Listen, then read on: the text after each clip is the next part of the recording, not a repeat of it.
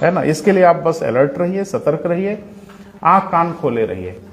जो भी घटनाएं आपके आसपास हो रही हैं उसको लेकर सतर्क रहिए और निशाना कंपटीशन पे रहे कि ये जो घटना हो रही है इसे कंपटीशन में क्या उपयोगिता हो सकती है। ये डायमेंशन अगर आपका रहेगा बेटा तो आप सफल हो जाएंगे, कहीं कोई परेशानी नहीं होगी। कंपटीशन है मुश्किल बेटा, इसमें कोई शक थोड़ा ही है, उतना नहीं है जितना आपको लोग बताते हैं। अगर ऐसा होता ना तो मेरे यहां से एक भी पीसेस नहीं होता, लेकिन मेरे यहां से भी पीसेस हो जाते हैं लोग। तो जाहिर सी बात है कि वहां तो इलाहाबाद में भैया जी 8 साल से झेल रहे हैं, दिल्ली में झेल रहे हैं, और यहां से लोकल बच्चे पढ़ के कैसे सफल हो जा रहे हैं। इसका मतलब हुआ जा सकता है अगर स्ट्रेटेजी सही हो तो। बिल्कुल बेटा, कोई घबराने की जरूरत नहीं है, खूब कस के पढ़िए। हाँ, एक चीज बेटा और समझिए कि अभी कुछ विषय अलग से इंट्रोड्यूस हो रहे हैं, हर टॉपिक में आ रहे हैं। जैसे संविधान में सचिवालय टॉपिक इंट्रोड्यूस हो रहा है। बाय द वे मेरी क्षमता है, उस विषय को मैं पढ़ाता भी हूँ, ऑप्शनल सब्जेक्ट पब्लिक एडमिनिस्ट्रेशन, उसी का इलाका है, तो मेरी समझ है। तो देखते हैं अभी क्या समय की उपलब्धता होती है।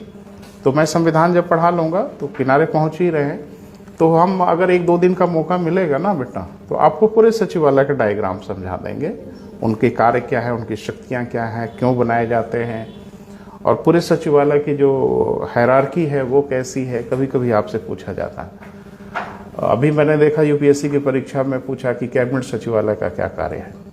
अब ये संविधान में कहाँ है? संविधान के सिलेबस में तो कहीं है ही नहीं है, प्रशासन में है। तो प्रशासन के सिलेबस में है तो दे देते हैं भारतीय संविधान, राज्य व्यवस्था एवं प्रशासन, बस आपकी वहां नजर नहीं पड़ती, वहीं वो तबाह कर देते हैं आपको। तो सतर्क रहना बेटा, हम कोशिश करेंगे। हाँ, हमारी भी कुछ बाध्यताएं हैं बेटा, कुछ सीमाएं हैं, उन सीमाओं का पालन हमें भी करना होगा, क्योंकि हम बियॉन्ड नहीं न जाएंगे बेटा। जो हमें कहा जाएगा हम वही करेंगे ना। हमारा स्वविवेक होता तो हम अपने मन से करते, लेकिन मेरा स्वविवेक नहीं है। जो हमसे कहा जाएगा हम वो पढ़ाएंगे। आप 12 कहाँ तक पहुंचे थे बेटा? देखो तो सॉरी, अपीली अधिकारिता में हम लोगों ने पढ़ा कि 3 प्रकार की अपील सर्वोच्च न्यायालय में होती है।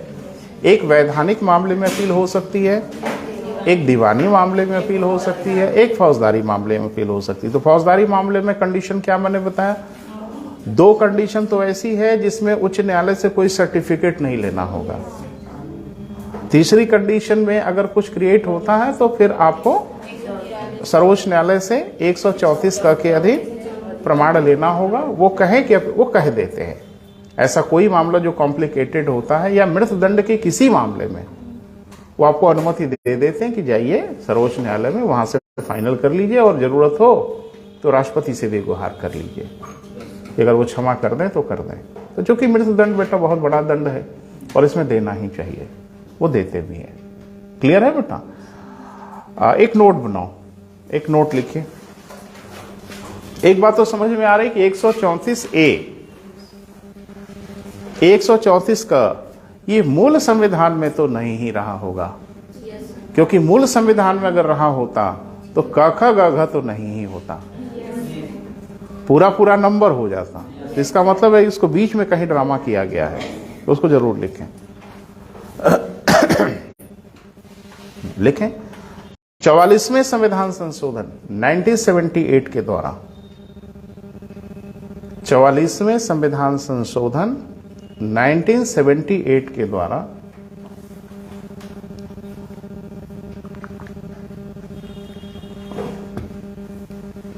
अनुच्छेद 124 का स्थापित किया गया।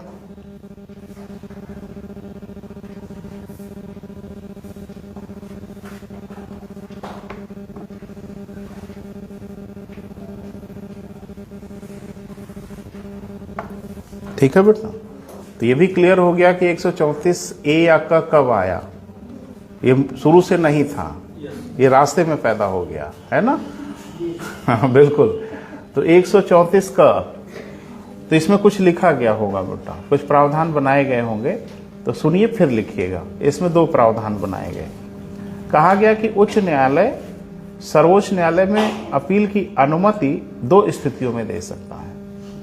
पहला, स्वविवेक से, माने अपने बुद्धि से उसको लगे कि इनको अनुमति देना ठीक है या नहीं ठीक है, सो विवेक से उच्च न्यायालय फैसला करेगा। और दूसरा कि अपील पर, यानी जिसका फैसला आया हो वो अगर सर्वोच्च न्यायालय से अपील करे, आग्रह करे, तो सर्वोच्च न्यायालय भी दे सकता है। तो 134 का की दो स्थितियां हैं, या तो सर्वोच्च न्यायालय खुद के विवेक से अनुमति दे दे, या सर्वोच्च न्यायालय उस पार्टी के, उस पक्षकार के निवेदन पर ऐसा कर दे कि भाई आप जाके अपील कर सकते। तो उसी को लिख लो बेटा, लिखें। उच्च न्यायालय निम्न स्थितियों में, उच्च न्यायालय निम्न स्थितियों में सर्वोच्च न्यायालय से अपील की अनुमति दे सकता है।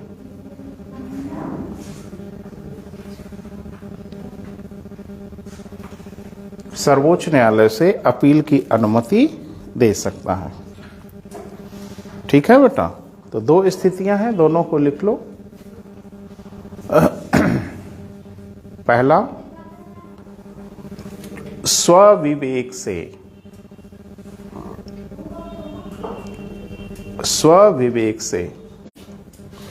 उच्च न्यायालय अपील की अनुमति दे सकता है। स्वविवेक से उच्च न्यायालय अपील की अनुमति ले सकता है। ठीक है। दूसरा, हाँ, पक्षकार के निवेदन पर, आग्रह पर,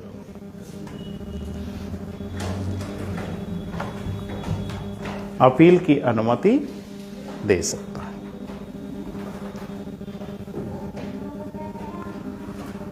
क्लियर है बेटा? तो माने कहीं ना कहीं उच्च न्यायालय को अधिकार ज्यादा दे दिया गया कि वो जब चाहे, जैसे चाहे, वो अपील की अनुमति दे सकता है। क्लियर है बेटा? तो अब यहां समझना क्या था, तथ्यात्मक तो नहीं समझना था। कल को पूछेगा कि आप ये सिद्ध करिए या टिप्पणी लिखिए कि सर्वोच्च न्यायालय की शक्तियों पर उच्च न्यायालय ने नियंत्रण स्थापित कर लिया, क्या लिखोगे आप? समझ में तो आ ही रहा है कि सर्वोच्च न्यायालय सर्वशक्तिमान है, लेकिन अगर वो क्वेश्चन ये पूछते हैं कि टिप्पणी लिखने के लिए कि सर्वोच्च न्यायालय की शक्तियों पे उच्च न्यायालय ने नियंत्रण स्थापित कर रखा है, टिप्पणी लिखिए, तो लिख देंगे यही सब। क्योंकि कोई भी अपील आप कर रहे हो, सर्वोच्च न्यायालय में जो अपील जा रही है वो किधर से जा रही है? हाईकोर्ट की अनुमति। हाईकोर्ट अनुमति नहीं देगा तो जाहिर सी बात आपको न्याय ही नहीं मिलेगा। तो कहीं ना कहीं सर्वोच्च न्यायालय के अधिकारों पे नियंत्रण कर ले रहे हैं ना। मैंने एक उदाहरण बताया था ना कि डीएम साहब के ऑफिस के बाहर एक चपरासी बैठा, और जब वो अनुमति देगा तब आप डीएम साहब से मिलने जाओगे। समझ पा रहे हो? तो आपको नहीं लगता कि वो डीएम और आपके बीच में तो खुद ही एक दीवार बन के खड़ा है, वो आपको जाने ही नहीं देगा, आपका अधिकार प्रभावित हो जाएगा। तो कहीं ना कहीं वो आपके अधिकारों को नियंत्रित तो कर ही रहा है, डीएम की शक्तियों को नियंत्रित कर रहा है। एक नीडी आदमी है जिससे डीएम से मिलना बहुत जरूरी है, डीएम साहब तुरंत उसकी मदद कर देते, लेकिन ये नालायक जाने ही नहीं दे रहा है। तो कहीं ना कहीं डीएम की शक्तियों पे अप्रत्यक्ष रूप से उसने नियंत्रण बना लिया। वैसा ही मामला है ना? बोल नहीं रहे? जाने बड़े हैं, सर्वोच्च न्यायालय बड़ा है, लेकिन बड़ा छोटा तो तब होगा जब जाने देंगे, तब ना, तो जाने ही नहीं देंगे। लेकिन ऐसा नहीं है व्यवहार में कि उच्च न्यायालय बेईमानी करता है या सर्वोच्च न्यायालय की शक्तियों को नियंत्रित करता है, लेकिन एक स्पेस तो दिख रहा है ना बेटा, आपको जगह तो दिख रही है ना। तो इससे बचने के एक उपाय है जो सर्वोच्च न्यायालय के पास है। और कहते हैं ना, वरिष्ठ अधिकारी के पास ब्रह्मास्त्र होना ही चाहिए। डीएम साहब के पास अधिकार होना चाहिए कि अपने चपरासी से बोले कि कल कोई भी आएगा, रोकोगे नहीं, सारे लोग हमसे मिलेंगे, तब ना शक्ति है। वो कहे कि हम कहेंगे तभी मिलेंगे आप, तब तो फिर मुश्किल हो गई है ना बेटा। तो लिख लें, विशेष अपीली अधिकारिता, हेडिंग बनाओ बेटा, विशेष अपीली अधिकारिता।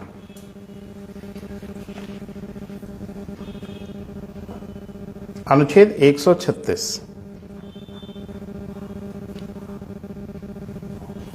विशेष क्या बेटा?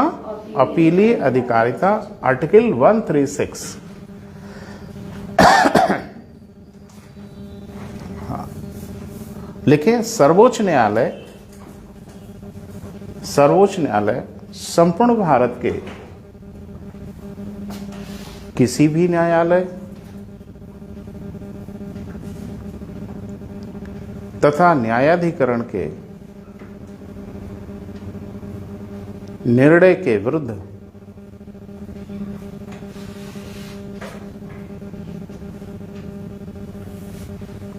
स्वयं अपील की अनुमति दे सकता हूं।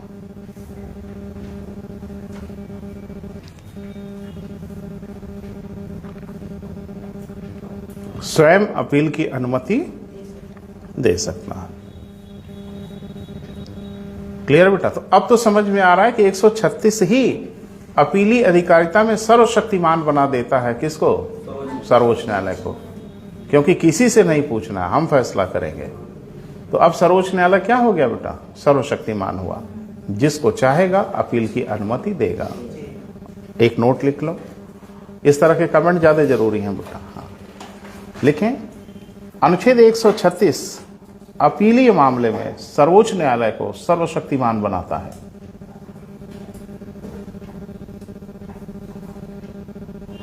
सर्वोच्च न्यायालय को सर्वशक्तिमान बनाता है।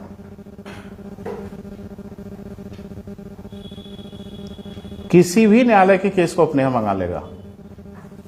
हाईकोर्ट तक जाने का इंतजार करना जरूरी नहीं है उसके लिए। क्लियर है बेटा? अब जाके न्यायालय उस हनक से हुआ जिस हनक के रूप में आप सर्वोच्च न्यायालय को समझते हैं, है ना बेटा? ये ताकत दे देता है। क्लियर है? बाकी इसमें एक प्रतिबंध है, अपवाद एक है बेटा। तो अपवाद चीज आपको जानना जरूरी है। 136 का एक अपवाद है कि सेना न्यायालय के निर्णय के विरुद्ध अपील की अनुमति नहीं दे सकते। हर न्यायालय, हर न्यायाधिकरण के निर्णय के विरुद्ध अपील की अनुमति दे सकते हैं, लेकिन कोर्ट मार्शल सेना न्यायालय के निर्णय के विरुद्ध सर्वोच्च न्यायालय किसी भी हालत में अपील की अनुमति नहीं दे सकता। लिख लें। परंतु सेना न्यायालय, कोर्ट मार्शल, वो जब हम सर्वोच्च न्यायालय पढ़ा रहे थे तब भी नाम लिया था मैंने। हाँ, सेना न्यायालय ब्रैकेट में अगर लिखना चाहे तो कोर्ट मार्शल,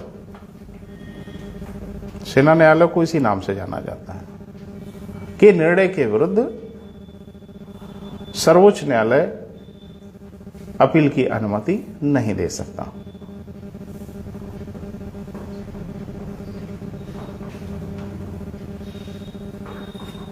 अपील की अनुमति नहीं दे सकता।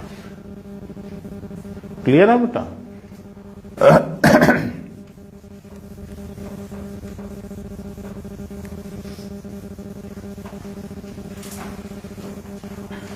एक दिन मैंने आपसे चर्चा किया था बेटा कि सेनाएं जहां डिप्लॉयड होती हैं, आंतरिक क्षेत्रों में जहां लगाई जाती हैं, वहां एक अधिनियम लागू होता है, AFSPA, arm force special power act. तो अभी नॉर्थ ईस्ट के किसी प्रदेश से हटाया गया? ज्यादातर तो नॉर्थ ईस्ट में ही लगा हुआ है, उत्तर पूर्वी भारत में। तो अभी कहीं से हटाया गया? हमारे गृह मंत्री ने शायद घोषणा भी कुछ किया था अभी हाल में, 4-6 दिन पहले। तो कहां? नागालैंड में? नहीं, हम श्योर नहीं है, आपसे पूछ रहे। हम भी श्योर नहीं है, तो माइनस मार्किंग में कहीं नप न जाए हम लोग। नहीं, अब हम श्योर हो गए भैया। माइनस मार्किंग के नाम पे नागालैंड से हटाया गया। उन्होंने कहा था कि धीरे धीरे हम उत्तर पूर्व के सभी राज्यों से हटा देंगे, क्योंकि वहां एक पुरानी मांग है कि arm force special power act यहां से हटाया जाए। चलो, तो एक चीज याद आ गया, वो भी आपसे पूछ रहे। हेड हंटिंग का नाम सुना है? हेड माने तो समझ ही रहे हैं, हेड माने पैर। अच्छा, सिर, वेरी गुड। हंटिंग माने शिकार करना। इसको हिंदी में कहते हैं मुंड आखेट। ये परंपरा कहां प्रचलित थी? आर्मी में, जो मिले उसका सर काट लो। अरे पाकिस्तान की सेना है क्या हम लोग? नहीं नहीं, ये नागा जनजाति का एक रिचुअल है। जो नागा जनजाति है उनका एक ट्रेडिशन है, उनकी एक परंपरा है, जिसको हेड हंटिंग कहते हैं। अभी उसको सरकार ने रोक लगा दिया है, ऐसा नहीं कर सकते। नागा एक वॉरियर जाति है, एक योद्धा जाति मानी जाती है। तो इनके यहाँ एक परंपरा रही है कि अपने दुश्मन का सर काट लें, एकदम अलग कर दें और उसको छोड़े नहीं, उसको लेके आए, है ना। और जब वो उसका स्कल बन जाए, खोपड़ी हड्डी का ढांचा रह जाए, तो उसको गले में पहने। तो नागा जो संस्कार होते हैं, परंपराएं होती हैं, उसमें यही देखा जाता है कि किसके गले में ज्यादा खोपड़ी है। तो जिसके गले में वो खोपड़ी ज्यादा होगी, उसकी सामाजिक प्रतिष्ठा उतनी ही अधिक होगी।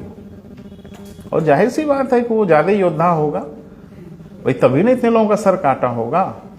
तो ये बहुत महत्वपूर्ण है बेटा, आदिवासी कल्चर में हेड हंटिंग, ये नागा जनजाति की परंपरा रही है। अभी सरकार ने प्रतिबंध लगाया, लेकिन आज भी नागालैंड में जाओगे ना, तो हर घर के बाहर एक खोपड़ी आपको जरूर दिखेगी। अब वो किसकी है कहना बड़ा मुश्किल है ठीक है। और अभी भी वो विरासत में उनके घरों में रखी हुई है पुराने समय की, तो वो जरूर गले में पहन लेते हैं, 3-4 ठो लटका लेते हैं। यही उनकी सामाजिक प्रतिष्ठा है। चलो, एक ये भी ज्ञान मिल गया, लगे हाथ आगे बढ़े।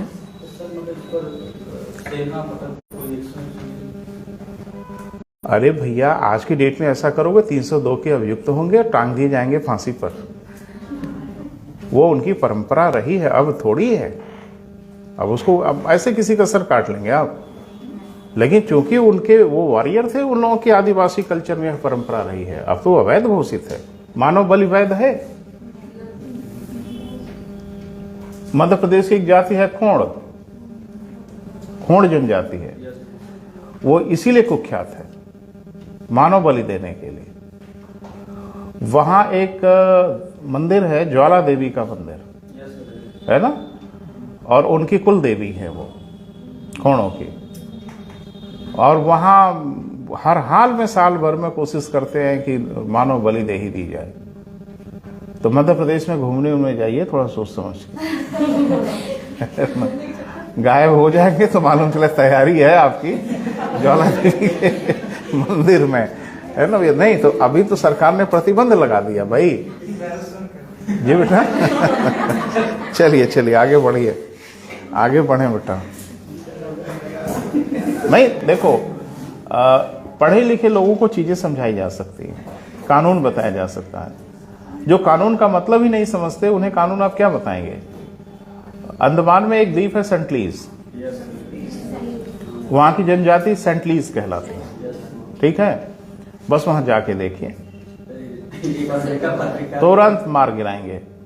और आप उनको बताएंगे देखिए आईपीसी है और उसमें धारा 302 है, तो समझाइएगा, समझ लेंगे, वहीं का वहीं मार गिराएंगे।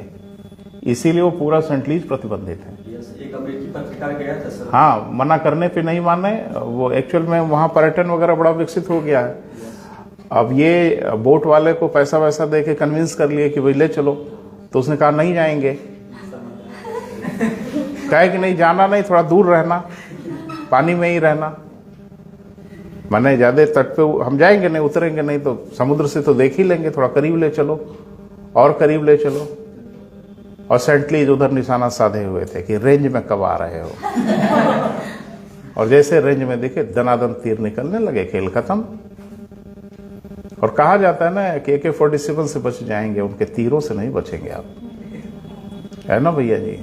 तो 302 अरे कुछ नहीं, सरकार ने कहा जब मना किया था तो काहे गया भाई, वो इलाका छोड़ दो, उनके लिए है। तो कानून आप उनको समझाएंगे ना जो कानून जानते हैं या कानून का पालन करना चाहते हैं, वो अपनी परंपरा को प्रमुख रखते हैं। तो अभी मध्य प्रदेश में ऐसा कोई साक्ष्य तो नहीं मिलता है इधर, लेकिन वो हैं बड़े डेंजरस लोग। घूमने उमने गए तो आपको बैठा लेंगे, बैठिए, थोड़ा बातचीत करते हैं, फिर मालूम चला कि अब आपको जाने ही नहीं देंगे। और ऐसे जुटाते हैं 15, 20, 25, 50 लोगों को। एक से काम थोड़ी चलता है ना। देवी है ना, तो जितना ही होगा उतना ही खुश होंगी, प्रसन्न होंगी। चलिए छोड़िए, आगे बढ़े बेटा।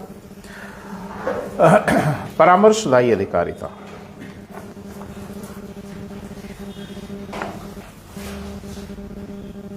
हेडिंग बनाइए क्या बेटा, परामर्शदायी अधिकारिता।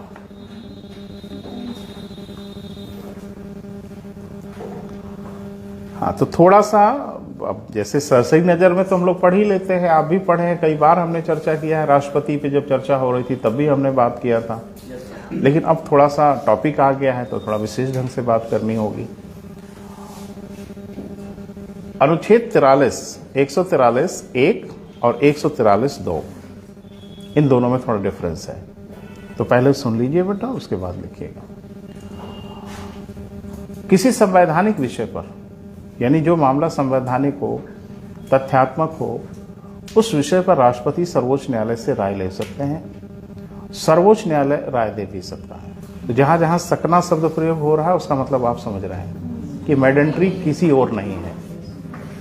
लेकिन 143(2) में कहा गया कि संविधान के प्रारंभ होने की पूर्व की विधियां, यानी जो करार हुए हैं, जो संविदा हुई है 1947 से 1950 के बीच में, देसी रियासतों से, फलाने से, ढिमाके से बहुत एग्रीमेंट हुए। इस विषय में अगर कोई विवाद होता है तो 143 के अनुसार सर्वोच्च न्यायालय से राय ली जाएगी और सर्वोच्च न्यायालय को राय देना ही पड़ेगा। यह राय देना बाध्यकारी होगा। लेकिन यह राय कौन सी होगी बेटा? संविधान के प्रारंभ होने के पूर्व की जो संधियां हैं, जो करार हैं, इसमें अगर कुछ विवाद हो जाता है कि ये सही है, ये गलत है, तो राष्ट्रपति सर्वोच्च न्यायालय से परामर्श लेंगे और ऐसे परामर्श को सर्वोच्च न्यायालय को देना बाध्यकारी है, किंतु राष्ट्रपति का मानना बाध्यकारी नहीं है। तो थोड़ा सा अंतर है ना बेटा, लीजिए। 143(1) लिखें, यदि कोई ऐसी स्थिति उत्पन्न हो जाए जिससे संवैधानिक गतिरोध हो जाए,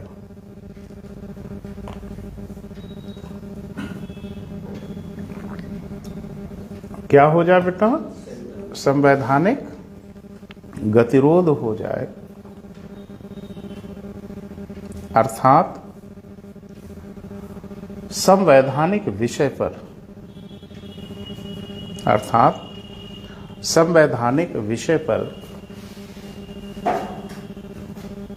राष्ट्रपति सर्वोच्च न्यायालय से परामर्श ले सकते हैं। सर्वोच्च न्यायालय से क्या बेटा? परामर्श मांग सकते हैं, ले सकते हैं, तथा सर्वोच्च न्यायालय परामर्श दे सकता है।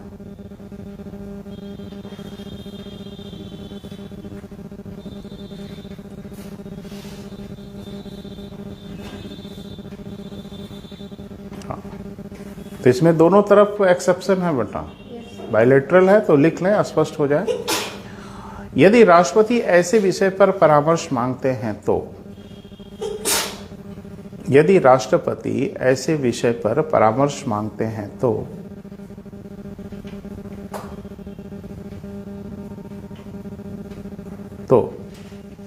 सर्वोच्च न्यायालय परामर्श देने के लिए बाध्य नहीं है। तो सर्वोच्च न्यायालय परामर्श देने के लिए बाध्य नहीं है। साथ ही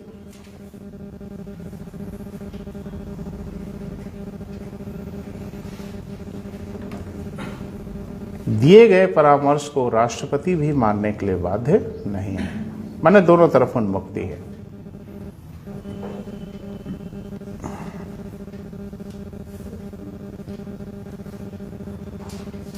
ठीक है बेटा?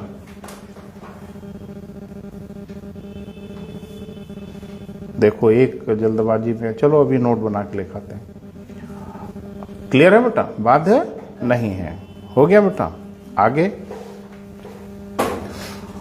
143(2) 143(2) सब क्लास 2। हाँ, लिखें, संविधान के प्रारंभ होने के पूर्व। संविधान कब प्रारंभ हुआ ये आपको पता है। संविधान के प्रारंभ होने के पूर्व, वेरी गुड।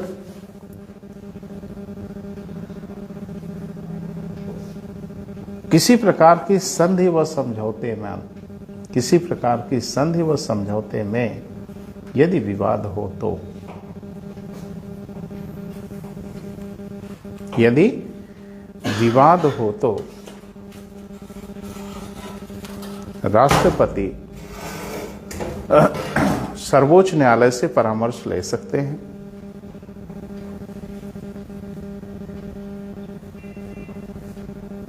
सर्वोच्च न्यायालय से क्या बेटा, परामर्श ले सकते हैं। ठीक है,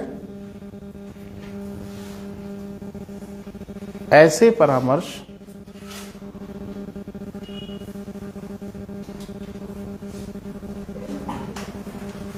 देना सर्वोच्च न्यायालय के लिए बाध्यकारी है।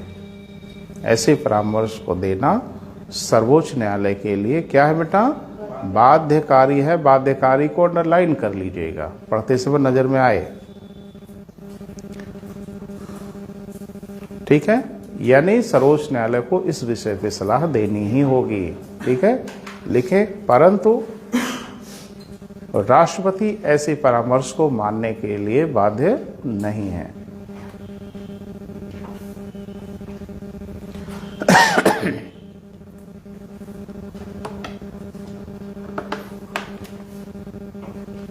देखो, संविधान को बहुत बेटा खूबसूरती से लिखा गया, बहुत अच्छे से बनाया गया। कल को कोई विवाद हो, कल को कोई समस्या हो, कोई गतिरोध हो, तो उसका समाधान किताब में ही मिल जाए। हम लोगों ने इतने अनुच्छेद वगैरह बनाए हैं, सारे संस्थान बनाए हैं। जैसे आप देखते हैं, इस देश में कुछ संवैधानिक आयोग हैं, मैंने ऐसे आयोग हैं जिनका वर्णन संविधान में किया गया है। और आयोगों के बारे में कहा जाता है कि ये स्वायत्तता के दीप होते हैं, शीर्ष विहीन होते हैं, ये अपने आप में ही स्वायत्त होते हैं, इनका कोई अंतरी मंत्री नहीं होता। जैसे वित्त आयोग का कोई मंत्री है, इसका संघ लोक सेवा आयोग किसी मंत्रालय के अधीन है? बिल्कुल नहीं है। तो ऐसे ढेर सारे संवैधानिक जो आयोग हैं ना बेटा, वो स्वायत्तता के दीप हैं। चुनाव आयोग, तो चुनाव आयोग भी स्वतंत्र है, स्वायत्त है। तो जाहिर सी बात है कि उसको कुछ जिम्मेदारियां दी गई हैं। एक दिन आपसे मैंने चर्चा किया था कि चुनाव आयोग को निष्पक्ष चुनाव कराने का उत्तरदायित्व दिया गया। संविधान के अनुच्छेद 324 में चुनाव आयोग बनाया गया, कहा गया कि भाई आप चुनाव कराने के लिए इलेक्शन कराइएगा। इसीलिए आप देखते हैं कि जब भी इलेक्शन होता है तो सभी कार्यपालक शक्तियां ले लेता है चुनाव आयोग। अब वो कार्यपालिका का मुखिया जैसा व्यवहार करने लगता है। कोई भी ट्रांसफर, पोस्टिंग, इस तरह का कोई कार्य बिना चुनाव आयोग की अनुमति के नहीं होता है। वो शक्ति उसके हाथ में चली जाती है। तो एक तरफ वो भी लोक सेवा आयोग, राज्य लोक सेवा आयोग। देखो, एक बात बताएं आपको, मैं तो इतने समय में बहुत कुछ सीख लिया, जान लिया। पहले लोअर सबऑर्डिनेट की परीक्षा आयोग लेता था, अधीनस्थ सेवा चयन आयोग की परीक्षा खुद ही वो लिया करता था। तो मेरा एक बार आयोग में जाना हुआ, मिलना हुआ, उसमें सिन्हा साहब थे, सचिव थे आयोग के। वो प्रशासनिक अधिकारी होता है, अध्यक्ष का तो अलग काम है, लेकिन जो सचिव होता है वो आईएएस होता है और उसका प्रशासनिक काम वो देखता है। तो सारा काम मान के चलो वही करता है। तो एक विषय को इंट्रोड्यूस कराना था, शामिल कराना था, पब्लिक एडमिनिस्ट्रेशन को। तो वैकेंसी आ गई थी, उसमें लोक प्रशासन शामिल नहीं था। तो ये हुआ कि भाई वो बच्चा जो पीसीएस लोक प्रशासन से दे रहा है वो कैसे परीक्षा देगा। तो बच्चे क्या करें, उनकी मजबूरी है। जिनका लोक प्रशासन था वो बदल बदल के कोई और विषय ले रहे थे, क्या करें। तो उसी संदर्भ में हम लोग मिले। उस समय हमारे मित्र थे जो राज्य मंत्री रहे, उपेंद्र तिवारी जी उस समय छात्र नेता थे, तो वो भी साथ में थे हम लोगों के। सब लोग गए, बात किए। तो आयोग ने बताया कि शासन को भेजेंगे और शासन से अनुमति आएगी और फलाना होगा, सिलेबस निर्धारित होगा। तो टाइम टेकिंग प्रोसेस है। विज्ञापन तो आ चुका है, फॉर्म भरे जा रहे हैं, अब कुछ नहीं हो सकता। वो सब हो गया, सारे फैसले आयोग खुद करता है। अभी मैं सुन रहा था, अभी अखबारों में कहीं पढ़ रहा था कि ऑप्शन विषय को हटाने के लिए शासन से अनुमति मांगी गई है। ये शासन से अनुमति क्यों मांगेंगे, खुद फैसला करेंगे। ये कोई आसन शासन से अनुमति थोड़ी लेनी है। परीक्षाएं कैसे होंगी, प्री होगा, मेंस होगा, ऑप्शन होगा, नहीं होगा, इंटरव्यू होगा, नहीं होगा, ये सारा फैसला आयोग का होता है। ये सारा डिसीजन आयोग का होता है और आयोग का फैसला है, ये खाली पैतरेबाजी है। वो तो फैसला आके रहेगा, देखेंगे आप कोई शासन फासन से कोई। तो ये क्या है बेटा, ये ऑटोनॉमस निकाय 315 में उल्लेखित किया गया है ना बेटा। हमारे यहाँ 3 प्रकार के आयोग हो सकते हैं। कभी आपने पढ़ा होगा तो संघ लोक सेवा आयोग, राज्य लोक सेवा आयोग, संयुक्त लोक सेवा आयोग, सबका उल्लेख उसी में किया गया है। लेकिन संयुक्त लोक सेवा आयोग और राज्य लोक सेवा आयोग और संघ लोक सेवा आयोग में कुछ बेसिक डिफरेंस है। संघ लोक सेवा आयोग के अध्यक्ष व सदस्यों की नियुक्ति राष्ट्रपति करता है, राज्य लोक सेवा आयोग के अध्यक्ष व सदस्यों की नियुक्ति राज्यपाल करता है, संयुक्त लोक सेवा आयोग के अध्यक्ष सदस्यों की नियुक्ति राष्ट्रपति करता है। क्लियर है बेटा। तो इनको एक काम सौंपा गया, ये परीक्षाएं कैसे होंगी, उसका मापदंड क्या होगा, स्वरूप क्या होगा, पेपर कैटो होंगे, प्री होगा, मेंस होगा, ऑब्जेक्टिव होगा, डिस्क्रिप्टिव होगा। ये फैसला शासन थोड़ा ही करता है, ये फैसला आयोग करता है। ये परीक्षाएं कैसे सुरक्षित, हाँ शासन की मंशा को ध्यान में रखा जाता है, ऐसा नहीं है। तो कहने का मतलब है कि कभी ना कभी गतिरोध तो हो सकता है ना, और हो गया गतिरोध। चुनाव आयोग और सरकार के बीच में गतिरोध हो गया गुजरात के चुनाव को लेकर। एक दिन मैंने बताया था गोधरा कांड के बाद वो घटना हो गई। चुनाव का समय हो गया था, सरकार ने कहा कि भाई अब चुनाव कराइए, वक्त हो गया है, नहीं तो 6 महीने से अधिक अंतराल हो जाएगा, संवैधानिक गतिरोध है। आयोग ने कहा कि नहीं कराएंगे, तो हो गया गतिरोध। तो अब ऐसे संवैधानिक गतिरोध तो हो सकते हैं ना इस देश में कि 2-2 संवैधानिक संस्थाएं आमने सामने खड़ी हो जाएं, किसको माना जाए। तो अब जाहिर सी बात है इस विषय पर अगर एक को माने तो एक की बेइज्जती हुई,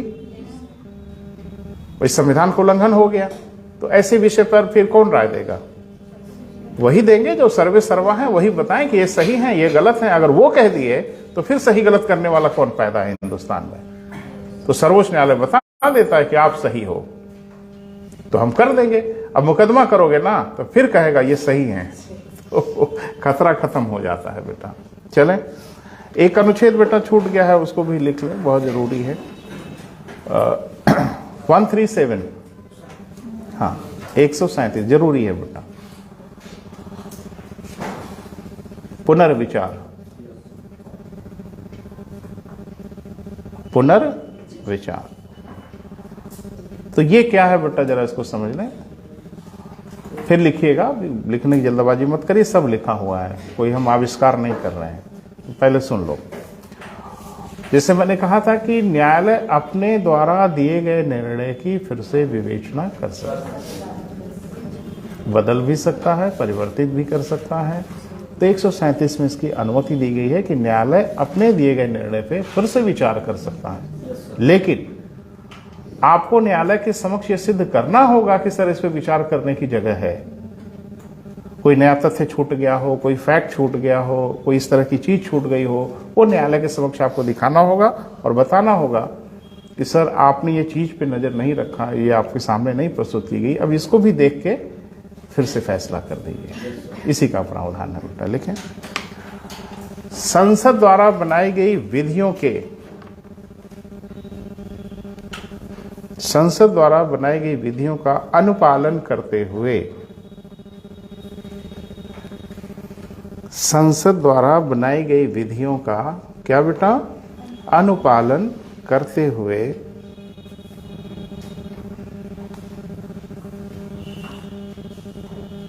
सर्वोच्च न्यायालय अपने द्वारा दिए गए निर्णयों में फिर से या पुनः पुनर्विचार कर सकता है।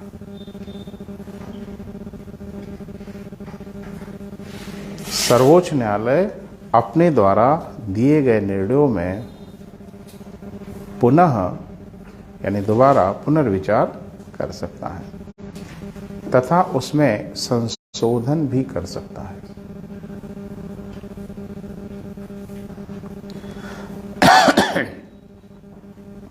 उसमें आवश्यकता अनुसार संशोधन भी कर सकता है।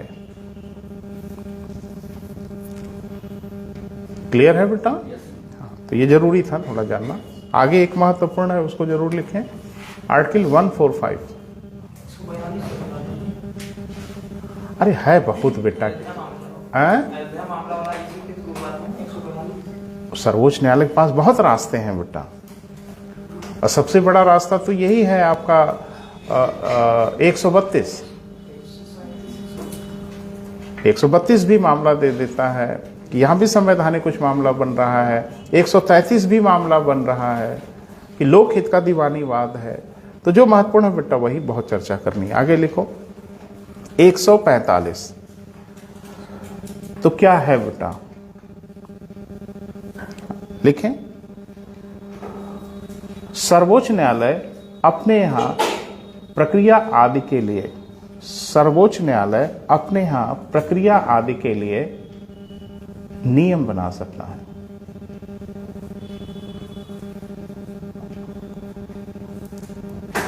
मतलब यह है ना बेटा कि सर्वोच्च न्यायालय में कार्रवाई कैसे होगी।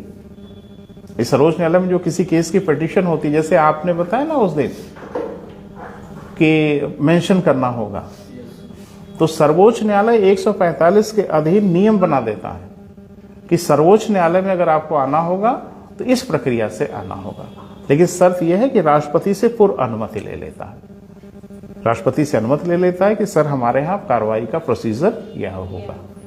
लिख लें, ऐसा वह राष्ट्रपति की पूर्व अनुमति से करता है।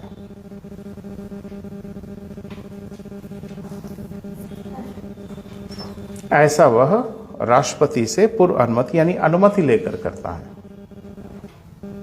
कि हम अपने यहां कार्रवाइयों के लिए नियम बना रहे हैं, तो इस तरह से सुप्रीम कोर्ट में कार्रवाई होगी। क्लियर है बेटा। तो सुप्रीम कोर्ट में कोई भी काम होता है बेटा तो उसकी प्रक्रिया होती होगी ना, कि पहले वहां फाइल करिए, फिर उसे वेरीफाई कराइए, फिर आपका नंबर लगेगा, फिर हियरिंग होगी। ये प्रक्रिया जो बनाया ये सर्वोच्च न्यायालय खुद बनाता है। 145 में इसको अनुमति दी गई है। क्लियर है बेटा। एक और